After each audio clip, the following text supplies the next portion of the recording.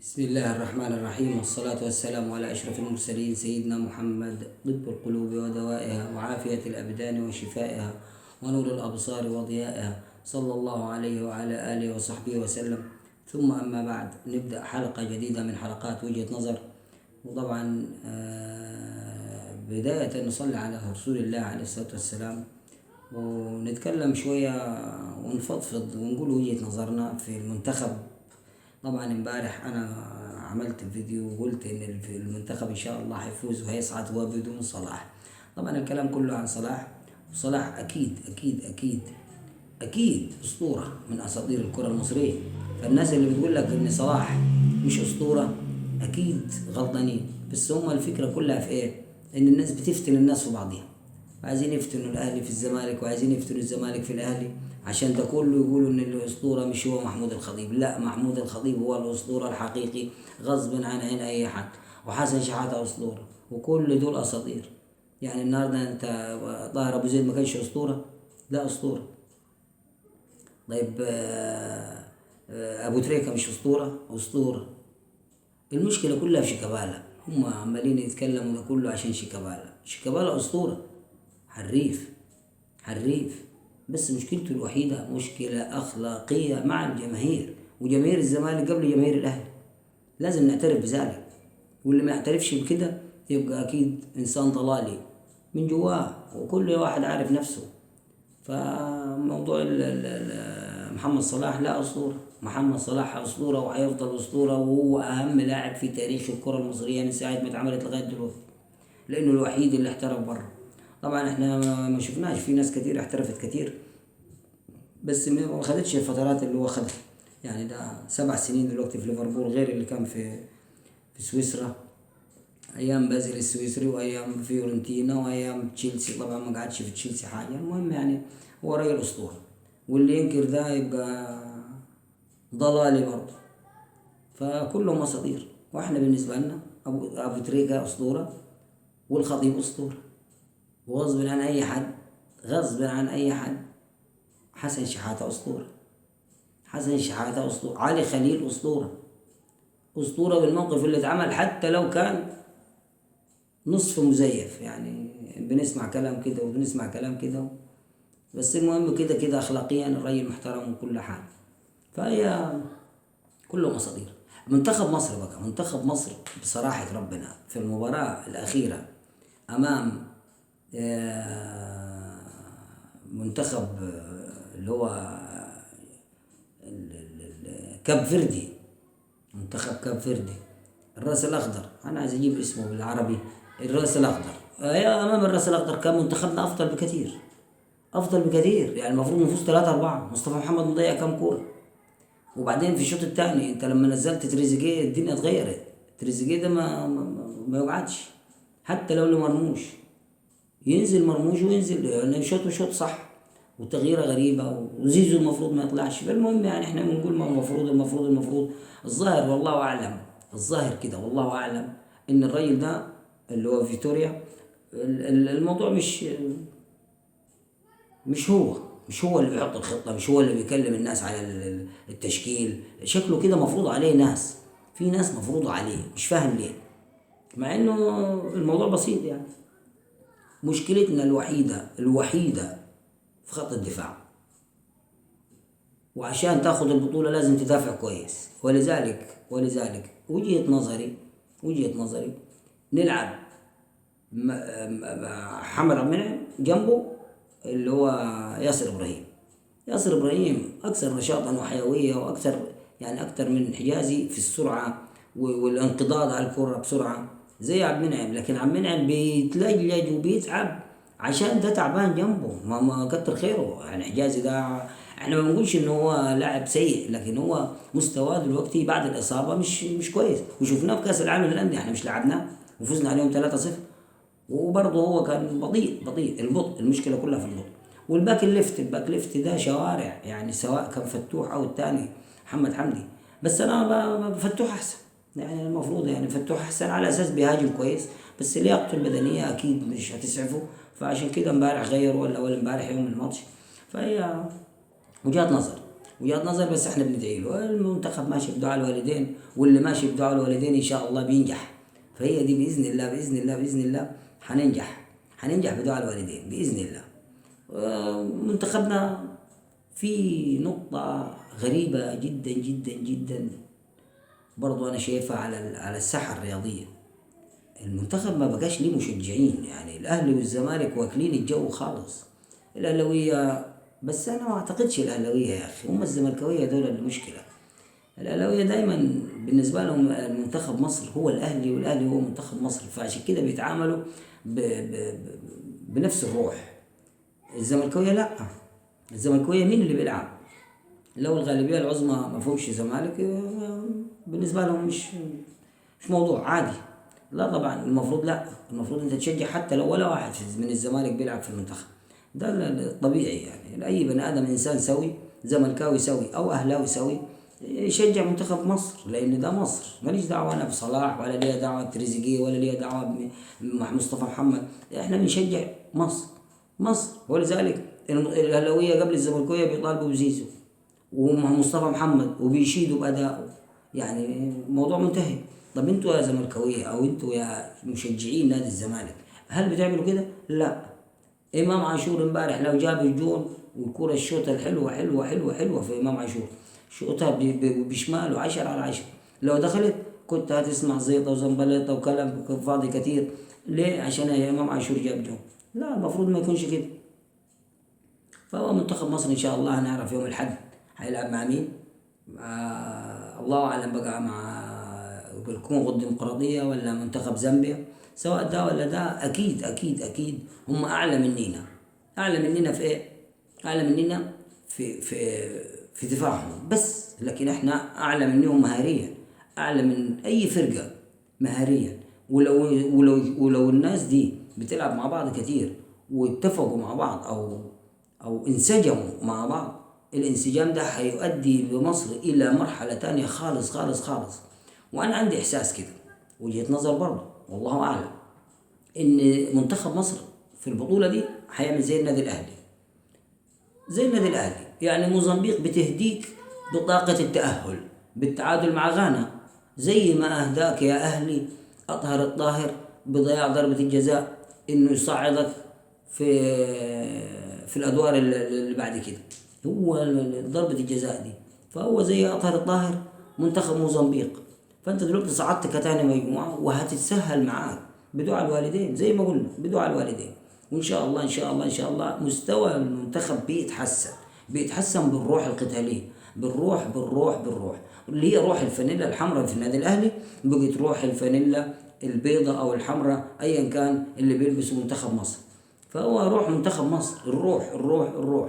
يعني انت لما تشوف امام عاشور وروحه، تريزيجيه لما نزل غير الدنيا ليه؟ عشان روح. شوف الروح، هي دي روح الفانيلا الحمراء.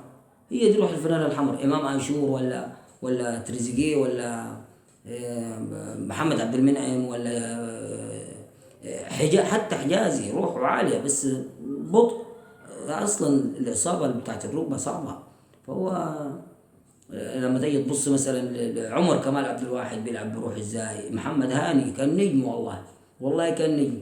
يعني كل الناس يعني ما شاء الله، ده حتى زيزو ومصطفى محمد روحهم قتالية، روحهم جبارة، روحهم عالية.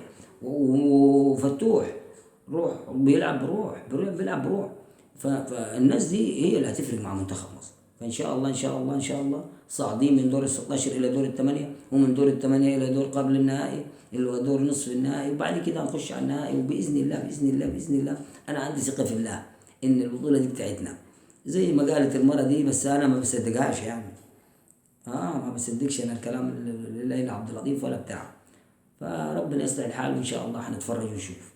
متعة كرة القدم قلت، متعة كرة القدم مع الظروف السياسية اللي حاصلة في العالم، مع ظروف بلدنا وجمهورية مصر العربية وغلاء المعيشة، فخلت الناس مش عايزة تتفرج كورة، وبالذات الزملكاوية، لأن الزملكاوية بتغلبوا على طول. وبالمناسبة هم شمتانين النهاردة عشان الأهلي اتغلب في المباراة الودية. طبعا الأهلي لعب مباراة ودية مع نادي الأخدود السعودي في الإمارات، لعبوا في الإمارات في إمارة عجمان، وفاز الأخدود 2-1. طبعا الأخدود لسه لاعب مباراة قريب ومنسجمين مع بعض ومش حجج يعني كويس. مباراة مفيدة جدا جدا جدا للنادي الأهلي. طبعا غلبنا 2-1 وكريستو بصراحة 10/10 والناس كلها بتشيد بيه. وأنا شايف إنه المفروض ياخد مباريات من أول ما تبدأ، من أول ما تعود الكرة في الكرة المصرية، يعني من بداية نهائي كأس مصر المفروض يلعب حتى لو على حساب بيرسيتاو مش مهم، يلعب بديل يا أخي. اديله نص ساعة، اديله ساعة، اديله هو نص ساعة والتاني يعني المهم يألف له. كولر هيعرف يظبط الدنيا. فهي مباراة مفيدة للأشبال بصراحة. معتز محمد ورفاقه، طبعا احنا معتز محمد شفناه لما تصعد مع الفريق الأول، ودلوقتي فيه 12 واحد ولا كام بيلعبوا، اللي هو عابدين الراجل محترم برضه، مدافع كويس خالص. رامي ربيعة ضيع له ضربة جزاء وصراحة حطتها 10/10 حلو خالص وفي الأرض، بس جات في بطن العارضة وطلعت. الجون رايح في ناحية وهو رايح في ناحية، فالكرة في ناحية، فلعبها حلو خالص. بس هي فتحت منه سنة وخبطت في العارضة ورجعت على الملعب، يعني حتى ما طلعتش اوت. هي نصيب. فهي هزيمة مفيدة في الوديات. طبعا الزمالك لما اتغلب 3-0 ولا 3-1 اداهم ضربة جزاء في الآخر كالعادة. فده يناكب في ده وده يناكب في ده، بس ده كله هزار. طبعا هزار. الزملكاوية بقى ما بيستحملوش الهزار، يعني الهزار بالنسبة لهم حاجة مرار، يعني حاجة مرار المرار. بيقعدوا يتكلموا كأنه حيبيعوا هدومهم. فهارد لك للأهلاوية ومش قصة. المهم استفدنا بالأشبال. في أشبال حلوين، وفي واد الباك ليفت ده اسمه معاذ ولا اسمه ايه، ما شاء الله حاجة كويسة يعني. لو خدوا مباريات والله المفروض يلعبوا. الناس دي بتظلم في الأندية، وبعد كده يطلعوهم إعارات وبيطلعوهم بيبيعوهم وبيلفوا يرجعوا يشتروهم تاني. هو ده. بس كريستو بصراحة حاجة 10/10، حاجة 10/10. وأكرم توفيق وأفشة وحسين الشحات، كل الناس دي لعبت. وسام أبو علي هو اللي عمل ضربة الجزاء وحاجة كويسة خالص، وهو اللي عامل الأسيست بتاع الجون. فحاجة كويسة يعني، كلها تجربة مفيدة للنادي الأهلي. نتمنى إن شاء الله الانتصار للنادي الأهلي دائما. الأهلي دائما في انتصار، والأهلي فوق الجميع. ودلوقتي طبعا في الظروف اللي احنا فيها دي والأيام اللي احنا فيها دي، المنتخب هو اللي فوق الجميع. وبمناسبة صلاح، خلاص الناس تنسى موضوع صلاح وتكبر دماغها. هو المفروض يرجع لليفربول، وكل سنة وانت طيب. ادعي لنا من هناك وقول يا رب، واحنا هنبعت لك الميدالية ان شاء الله لما ناخذ ميدالية، وبإذن الله هناخذ ميدالية من غيرك. لأن الموضوع بتاع صلاح ده عامل زي موضوع رمضان صبحي وأحمد فتحي في الأهلي وشريف إكرامي. كانوا ناس فتنة في الأهلي. لما مشوا الأهلي خد بطولات. يعني شوف، وصلنا للنهائي 2017 والنهائي 2018، 2019 ما وصلناش. يعني اتنين نهائي ما عرفناش ناخدهم، واحد بالترجي وواحد من الوداد، وهم قاعدين. أول ما طلعوا سابوا الأهلي وراحوا البيراميدز. كل سنة وانت طيب. الأهلي فتحت معاه نهائي 2020 أخذناه، 21 أخذناه، 22 اتغلبنا، 23 أخذناه. يعني واخدين 3 بطولات من 4 بدونهم. فهم لما بيمشوا الناس اللي فيهم ظلم جواهم، في حقد كده تحس، ولا يعني نفسهم مش طيبة، نفوسهم مش راضية. فلما بتطلع الناس دي برا الفرقة بتفوق. الفرقة بتكون فيها روح الأخوة، وروح الأخوة دي هي اللي بتنفع، هي اللي بتشيد. يعني كل واحد بيخلي باله من زميله. فالناس دي كويس إن صلاح مشي. ويا ريت أي حد بينفسن وعامل نفسه. يعني موضوع صلاح ده موضوع استغفر الله العظيم، كبر وتكبر، فلوس طبعا ما شاء الله. يعني ما كان بيقول لك الله أعلم، يعني الله أعلم بيصرف على الجهاز الفني والجهاز الطبي والإداري اللي في المنتخب. طب هو بيصرف عليهم ده كله وعايز يتحكم. طبعا هو متحكم، وأكيد يعني هو يقال إن هو متحكم من سنين في المنتخب، وعشان كده مش عارفين ناخد حاجة. يا عم روح ابعد عنينا، هناخد كل حاجة إن شاء الله. لأن مصر في كرة القدم هي الرائد. احنا 7 بطولات، مين قدينا؟ أقرب حد لينا 4 بطولات، الكاميرون ولا 5 4 بتهيألي الخمس بطولات ربنا يسترها، بس الكاميرون مستواه تعبان السنة دي، حتى ساحل العاج مستواه تعبان صاحبة الأرض. فنتمنى إن شاء الله كل الخير للنادي الأهلي أولا ولمنتخب مصر ثانيا، وإن شاء الله إن شاء الله منتخب مصر هو البطل بإذن الله، منتخب مصر هو البطل، ونمشي خطوة خطوة ونشوف إن شاء الله هنلاعب زامبيا ولا هنلاعب الكونغو الديمقراطية، وإن شاء الله إن شاء الله أيا كان الاثنين والله العظيم والله العظيم إحنا نقدر عليهم، إحنا نقدر عليهم. عندنا الفرقة بتاعتنا حتى الاحتياطيين نجوم وكلهم قمم، كلهم قمم. المهم الروح والدفاع يبقى كويس. مشكلتنا في الدفاع، المشكلة الرئيسية في الدفاع. وخط النص النني، وطبعا معلش النني برضو راجل زيه زي حجازي، من الأساسيين ومن الناس المحترمة ومن الناس الكويسة خالص وطيب جدا جدا جدا، ونفسه حلوة. وهو لما قعدوا احتياطي الماتش كله بتاع الماتش اللي فات ده 10/10، يعني إمام عاشور وحمدي فتحي ومروان عطية لا حكاية. حتى لو هتطلع حمدي فتحي نزله هو، لكن إمام عاشور لازم ومروان عطية لازم. مروان عطية ده نجم المباراة الماتش اللي فات، مع إنه يعني ولا جاب ولا ودى، بس أخطأ خطأين كده ملوش لازمة. ومين اللي أخذ رجل المباراة؟ كان تريزيجيه، وفعلا يستاهل مع إنه لعب 45 دقيقة بس. ندعي بالنصر لمنتخب مصر، وإن شاء الله إن شاء الله إلى النهائي. الطريق إلى النهائي مرسوم بالورود، طريق خفيف، طريق أسهل من الطريق الثاني خالص. يعني إحنا لو طلعنا الأول كنا هنتعب لأننا نصطدم بمنتخبات كبيرة، لكن دلوقتي إحنا بنصطدم بمنتخبات بسيطة جدا جدا جدا، وإن شاء الله نقدر عليها سهل. سبحانك اللهم وبحمدك، أشهد أن لا إله إلا أنت، أستغفرك وأتوب إليك. والسلام عليكم ورحمة الله وبركاته.